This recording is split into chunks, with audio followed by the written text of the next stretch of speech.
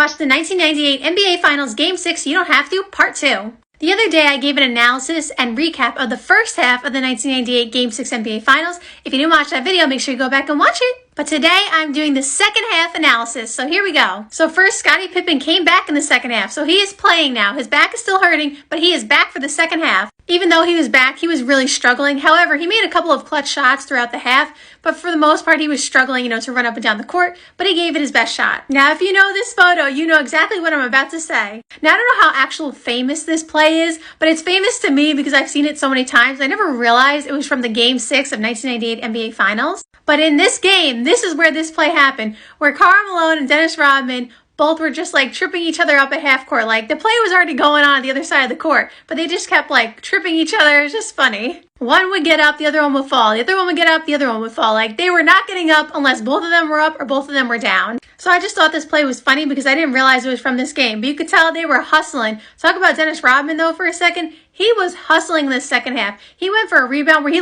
flew out of bounds. He was flying. I would say in the second half, Rodman really stepped up. You could really feel his impact on the court. He was imposing his will more. He was being tougher on Karl Malone. He was imposing himself. He also had 2 offensive tip-ins. He was clutch, Rodman. Now, the Jazz still couldn't push to lead in the third quarter, which was, again, concerning if you're a Jazz fan. And the Jazz offense got really stagnant in the third quarter. They were struggling to get shots up. And the mistake that I thought they made was waiting so long to bring in Antoine Carr. He came in with 4 minutes left in the third quarter. I'm you haven't pushed the lead. You're struggling with your offense. And in the first half, he was cooking. So I didn't understand why they waited so long. I understand they wanted to get him some rest, but you just came out at halftime, and I don't understand why you didn't just put him in. This is Game 6 of the NBA Finals. You're going home if you don't win. So I felt like he needed to be out there sooner to help, reignite the team. I also didn't know, but they announced it once John Stockton came back to the bench. He was out for 7 minutes of the third quarter or something because his back was hurting too. So I didn't even know he was having a sore back. But he had hit a big 3 at the end of the game, which we'll get to in a minute. But it was a 5-point game going into the fourth quarter, 66-65.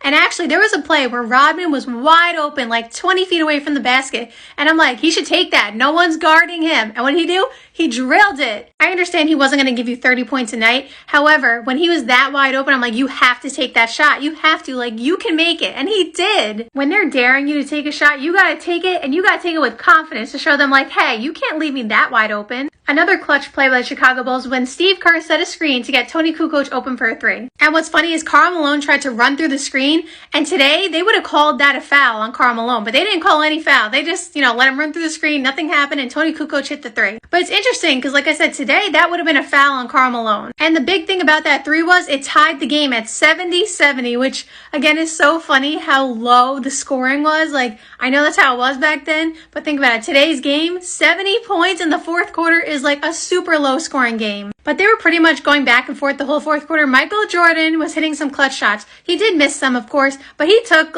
most of the shots. I'm not going to lie. He took most of the shots. And some of them he missed, of course. He's not going to make every shot, but he made some clutch ones. The game was going down to the wire. Like I said, back and forth. It's ooh, who's going to hit the last shot? And John Stockton hit a clutch 3. And we know that 3s weren't as prominent back then as they are today. He hit a clutch 3. He ripped it, and it gave them the lead. And the Jazz, the crowd's going crazy. You see the photo, you know where I'm about to go with this. But let's talk about the play prior to that, because they gave the ball to Karl Malone, and Rodman's guarding him. Now, the thing that Michael Jordan did that was really clutch and sneaky, and obviously this is the most iconic shot. However, I feel the steal prior to that is not talked about enough because he was supposed to go with Jeff Hornacek. However, he, slyly didn't go and stole the ball from Karl Malone, and Karl Malone didn't know he was there, and he got the steal, the clutch steal. Obviously, the game-winning shot, which I'll talk about in a second, is the reason they won. They got the extra point to win, obviously, 87-86.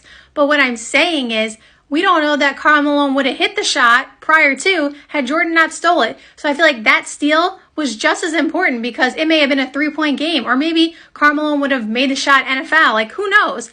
So the fact that Michael Jordan got that steal was super clutch. He comes down and hits that jumper. This photo just says it all.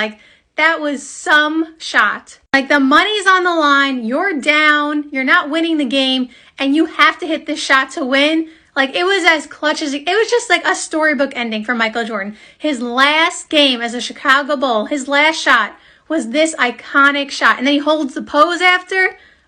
I iconic. So this was a great game. Shout out to the Chicago Bulls, obviously, for winning. Shout out to the Jazz, obviously, for being in the NBA Finals and obviously getting a chance to win as well. However, Michael Jordan just did it again. Like, he just does that. So I hope you guys enjoyed this little, recap, in-depth analysis of the 1998 NBA Finals Game 6. And let me know in the comments down below if you'd like me to do another classic game review.